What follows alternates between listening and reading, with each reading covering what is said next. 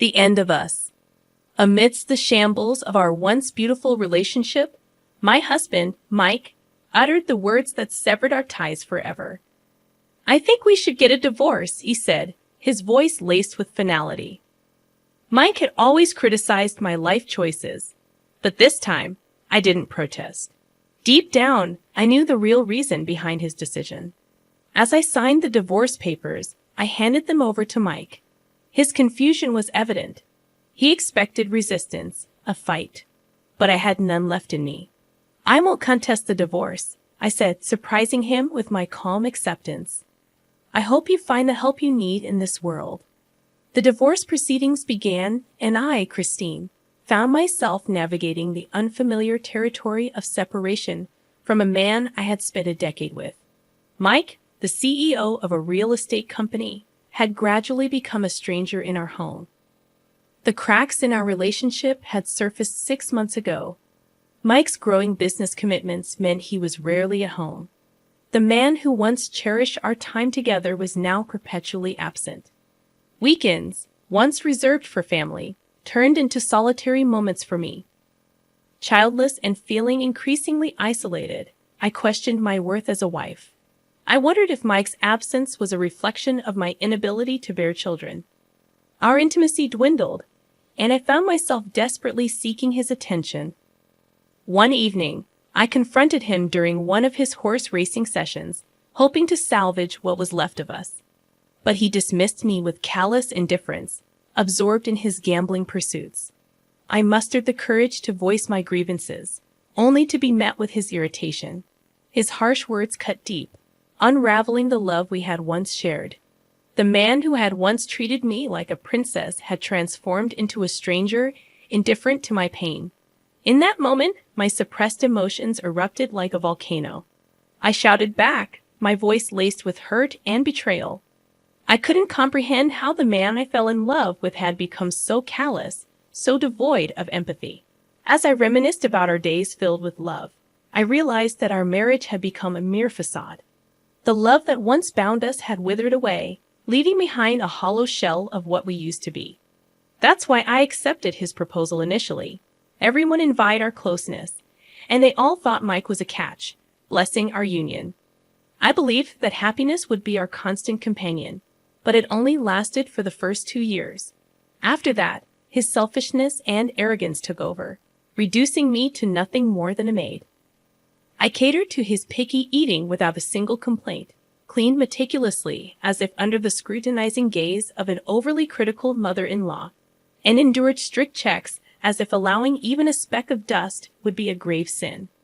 I faced humiliation in front of relatives due to our inability to have children.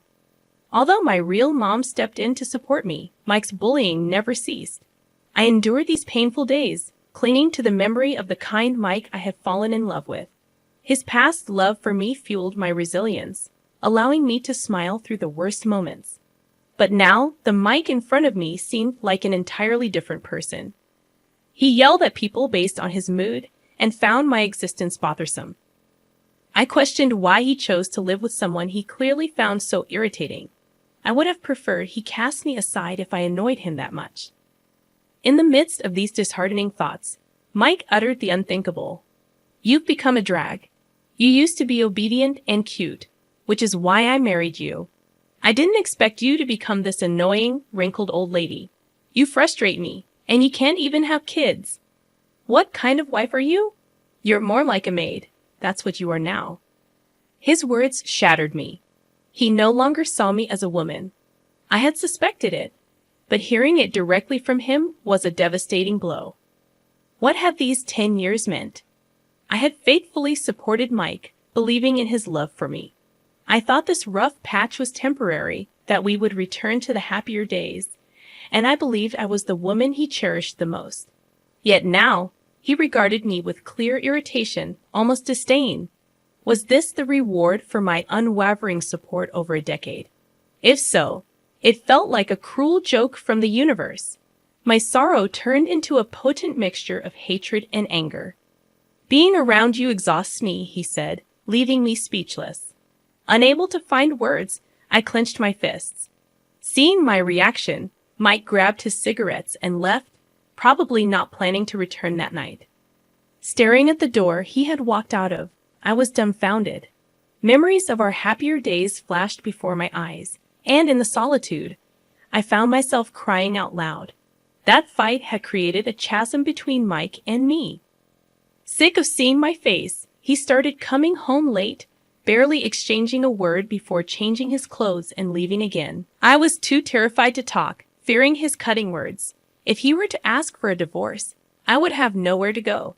My parents had died in a car accident shortly after I got married, leaving me feeling like an empty shell.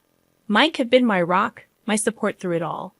But now, that foundation was crumbling, leaving me adrift in a sea of despair. I truly believed, deep in my heart, that marrying him was the best decision of my life. From that moment on, Mike became my only family. I had no one else to turn to. My connection with my in-laws existed, but I hesitated to burden them with my woes, even though they were incredibly kind. I didn't want parents to hear complaints about their child. I feared it might sour their opinion of me. At that time, I was timid, always hesitant to take action. I began to accept that I might spend my entire life just being there for Mike, akin to a housekeeper. Many nights, these thoughts would reduce me to tears. Then, one surprising night, after over 3 months of silence between us, Mike came home in an unusually good mood. He appeared with a box of cupcakes, a gesture that startled me. "Christine here," he said, his demeanor remarkably different. I stared at him, taken aback by his sudden change.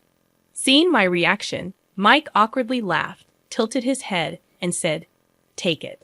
I'm sorry for how I treated you that day. I regret being so cold. I want to go back to the happy days with you. Can we make up?" His apology moved me to tears. The Mike I had once known, the kind and caring one, seemed to have returned. I hugged him tightly, holding on to the hope that our happiness could be rekindled. From that moment, he kept his word. He treated me with care, reminiscent of our early dating days. He made an effort to come straight home after work, prioritizing our time together. He admitted his own faults, acknowledging that his stress from work had influenced his behavior. One lazy weekend afternoon, while we were watching a movie side by side on the couch, Mike, while gently stroking my hair, shared his feelings. "I think I took it all out on you," he confessed. "I blamed you without knowing the whole situation." Finally, the tension between us began to ease, and I believed that as a couple, we could find happiness again.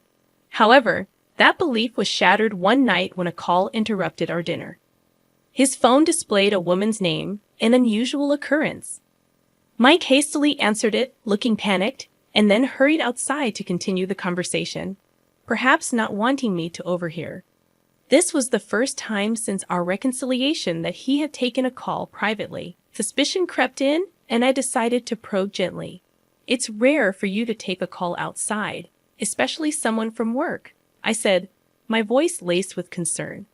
Mike's response was too rehearsed, too forced. "Oh yeah, kind of," he replied, avoiding eye contact. "You know, I'm going to step down soon and venture into a new business. It was one of the employees consulting about that." His words didn't match his demeanor, and alarm bells started ringing in my mind. "It's tough, right?" I said, feigning understanding, but deep inside, I had a sinking feeling. In that moment, a thought crossed my mind, a word that sent chills down my spine. Cheating. Could Mike be cheating on me? Suddenly, all the love I had for him turned cold. I decided to investigate thoroughly. With my carefully saved money, I hired a skilled lawyer experienced in infidelity cases and a private investigator to track Mike's actions. My suspicions were confirmed. He was indeed cheating on me with a 20-year-old girl from his workplace. The report in my hands detailed the duration of their relationship, confirming my worst fears. I was dumbfounded as I sifted through the papers the detective had handed me. Mike had been involved with this woman for over 5 years, with brief breaks in between. Their relationship had rekindled on the very evening he had called me during dinner. That tumultuous period between Mike and me. It was because he and this woman were getting along splendidly. Mike's sudden attempts at reconciliation were just a ploy to seek comfort after she rejected him. I realized I had merely been a convenient pawn in his game. It was then that I decided to take matters into my own hands. Seizing an opportune moment when Mike claimed to be on a business trip, I headed to a specific location. Revenge burned hot within me. Sometime after his infidelity was exposed, Mike smoothly transitioned into his new company. He celebrated his achievement with a lavish dinner at home, where we exchanged polite words but maintained the standoffishness we had experienced during our rough patch. Investigations revealed that Mike's lover was possessive and jealous, making him ignore me as a woman to please her. He deliberately created an atmosphere of hostility, treating me like a punching bag when he was frustrated. She exploited my absence on social media and spilled their secrets online, inadvertently giving away their thoughts. With this evidence, I was armed for the confrontation. Amidst our tension, Mike, visibly irritated, handed me a note. "I don't want to eat your cooking," he spat. "Do you even realize who keeps you afloat? I wasn't giving you money every month for you to waste it like this." His fury didn't faze me. As I glanced down at the paper, the word divorce leaped out at me. Mike, shamelessly and without remorse, demanded a divorce, probably assuming that after the mental toll of the past 6 months, I'd readily accept. Though I saw through his motives, I chose silence. "Fine, there we go," I said, my smile masking my determination. Swiftly, I handed him back a signed contract from a divorce lawyer.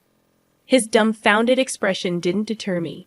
I began to pack my essentials, having anticipated this moment, since I had glimpsed his lover's social media, knowing he would ask for a divorce today. Ignoring his attempts to call me back, I swiftly departed the house that, despite its toxic atmosphere, had once been a place of happiness for us. The following day, I contacted the company where Mike's lover worked. She was a new employee at the main branch, and her involvement with Mike had started after a mistake at a drinking party. She was now 5 months pregnant, undoubtedly carrying Mike's child. To confront them with this shocking truth, I invited them to the chairman's house that night. "Please come to the chairman's house tonight. I need to talk to you," I said over the phone, specifying her lover's name.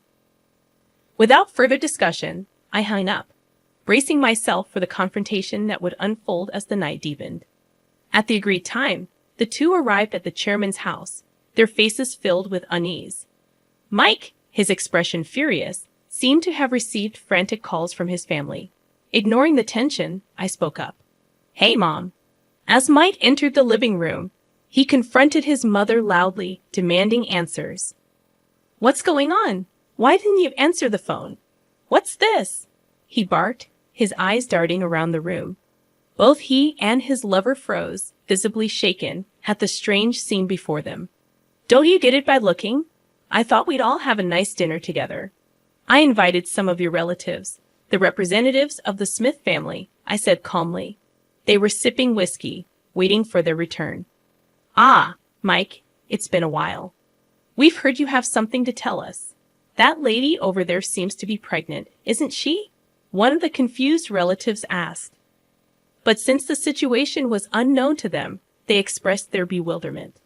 Only Mike's parents remained calm, casting a stern, yet gentle, gaze upon him and his cheating partner. "Mike, we've heard there's something you want to discuss with us.